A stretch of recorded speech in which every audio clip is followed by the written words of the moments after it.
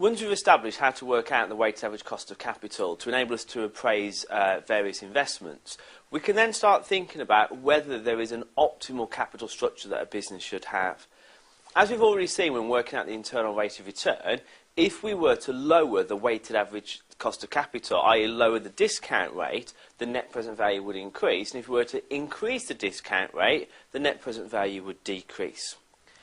If we now start to think about how we would value a firm, what is a company actually worth, we can start to think that a company could be worth the value of all of its future activities. And one way we could define this is as follows.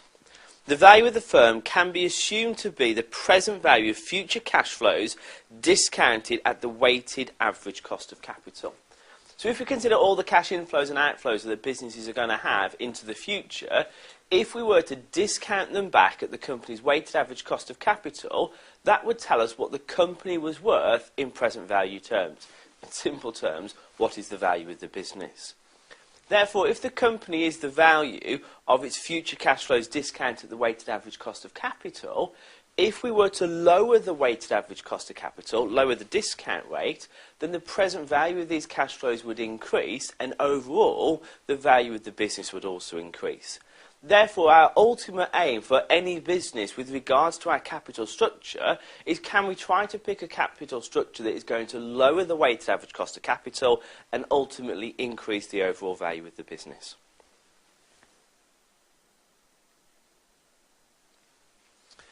There are several different theories on whether we can achieve this optimal level of capital structure, the first of which is the traditional theory of gearing. Now, the traditional theory of gearing states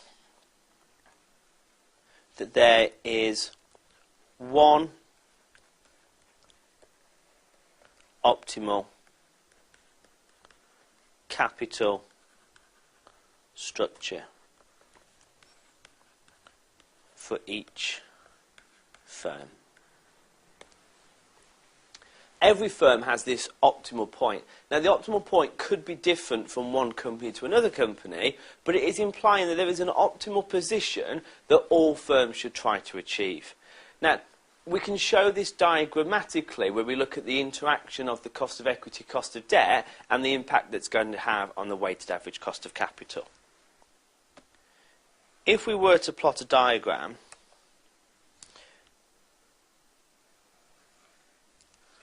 with the cost of capital on the y-axis, that will measure in percentage terms the cost of equity, the cost of debt, and the weighted average cost of capital, and on the x-axis we can plot the capital structure, the debt to equity ratio. How much debt do we have compared to our equity? If we start off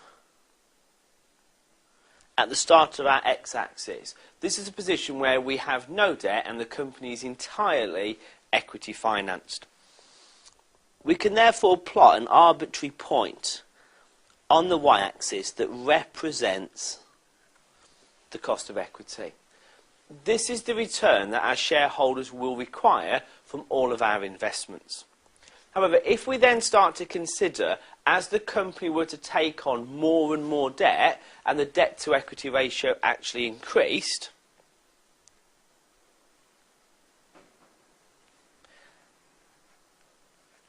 the cost of equity will start to increase. Now, the reason for this is, as you take on more debt, there is an increased risk of the company defaulting on that debt, and as a result of that, there's an increased risk of bankruptcy, and there's a chance, therefore, that the shareholders will not get their money back. If the shareholders are taking on more risk, they will want to be compensated with more return, and as a result of this, as the capital structure increases, as we take on more and more debt, the shareholders will start to require a bigger and bigger return. As for the cost of debt is cheaper than the cost of equity initially.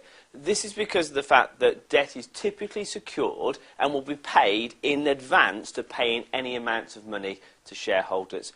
As a result of this, for the fund lender, debt is less risky than equity, and as a result of it, they will only require a lower return compared to the cost of equity.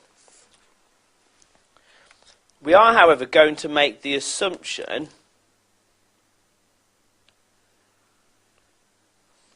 that the cost of debt is going to remain constant irrespective of the amount of debt that we actually take on board. With the exception of towards the end of this scale, there's an argument that indicates that the cost of debt may start to increase significantly, because once a company reaches a certain level of debt, people are only going to lend them money if they can get back a much, much higher return because of the increased risk of default. If we then consider the weighted average cost of capital, which we saw before was the proportional weighting of the cost of each capital compared to how much equity or debt that we actually have, if we were to work out the weighted average cost of capital when we have no debt, well, there's no weighting for the debt because there isn't any debt. The weighted average cost of capital will therefore start off at the same point as our cost of equity. As we then start to take on debt, because debt is cheaper than equity, it will start to lower the average.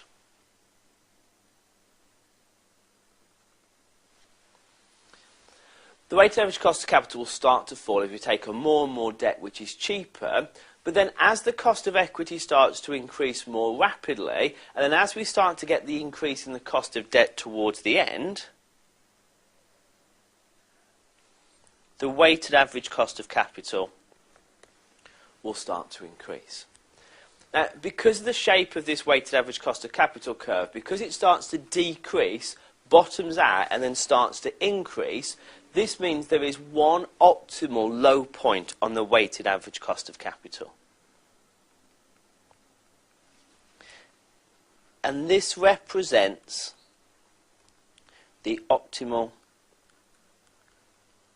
capital structure. If the weighted average cost of capital is at its lowest point, as the weighted average cost of capital falls, the value of the firm increases.